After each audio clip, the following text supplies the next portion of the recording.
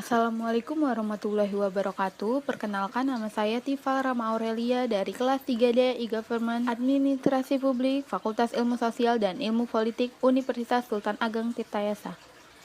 Di sini saya akan membuat video untuk memenuhi ujian akhir semester E-Government tentang perbedaan e-government dan e-governance serta menganalisis website model pemerintahan.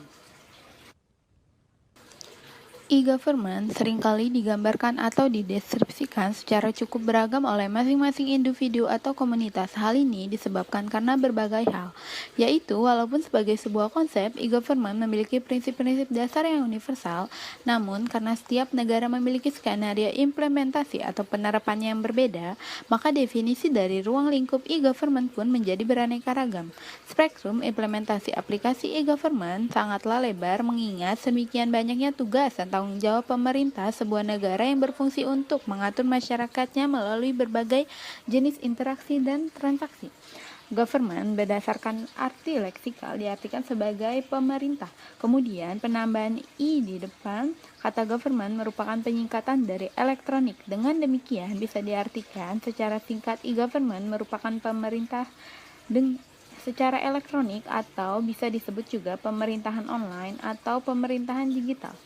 Menurut The World Bank Group, e-government memiliki kaitan dengan penggunaan teknologi informasi yang misalnya internet, mobil computing, dan web area network oleh organisasi pemerintahan yang mempunyai kemampuan membentuk hubungan dengan warga negara, bisnis, dan organisasi lain dalam pemerintahan. Maka dapat disimpulkan, e-government adalah upaya yang dilakukan oleh pemerintah untuk memanfaatkan teknologi informasi baik secara komputer, internet, ataupun perangkat lainnya dalam menjalankan pemerintahan dan pelayanan publik.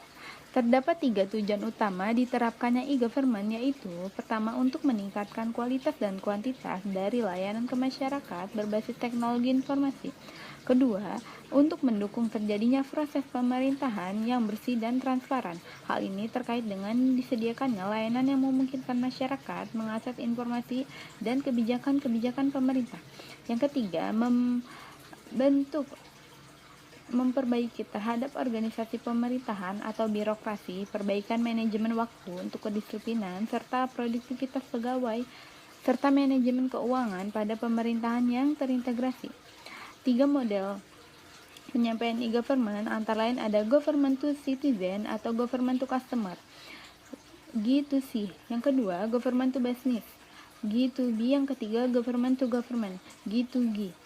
Terdapat 3 elemen utama yang saling berkaitan, yaitu masyarakat, operator, dan pengambilan keputusan atau pemerintah. Secara harfiah, governance diartikan sebagai tata kelola pemerintahan, sedangkan I itu merupakan penyingkatan dari elektronik. Berarti e-governance dapat diartikan sebagai tata kelola pemerintahan secara elektronik atau tata kelola pemerintah secara digital.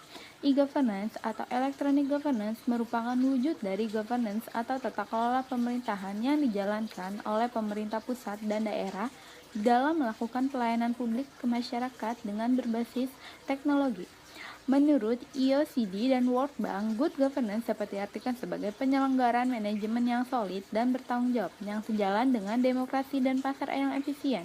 Penghindaran salah lokasi investasi, menghindarkan KKN baik secara politik maupun administrasi, menjalankan disiplin anggaran, serta penciptaan legal dan political framework bagi tumbuhnya wira swasta.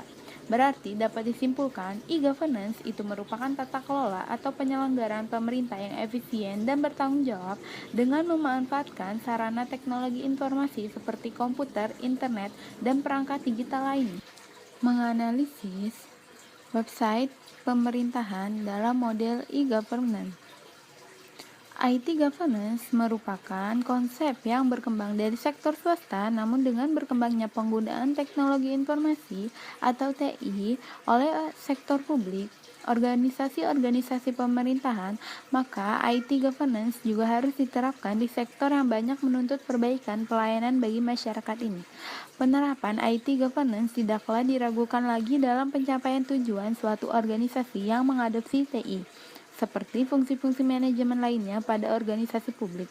Maka IT governance yang pada intinya adalah bagaimana manage penggunaan TI agar menghasilkan output yang maksimal dalam organisasi, membantu proses pengambilan keputusan dan membantu proses pemecahan masalah juga harus dilakukan.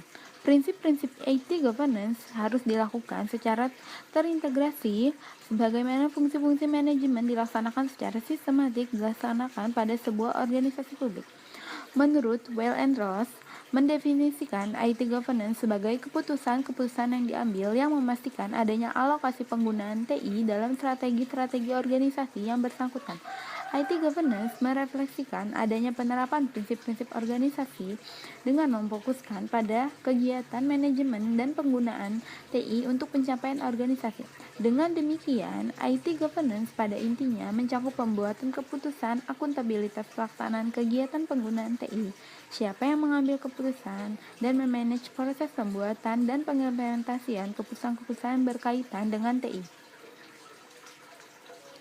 Menurut Weil and Ross, suatu IT governance yang efektif adalah yang mampu menjawab 3 pertanyaan, yakni keputusan-keputusan yang harus diambil untuk memastikan terlaksananya efektif manajemen dan efektif penggunaan TI. 2. Siapa yang harus membuat keputusan-keputusan berkaitan dengan penggunaan TI, dan yang terakhir, bagaimana keputusan-keputusan ini dibuat dan dimonitor.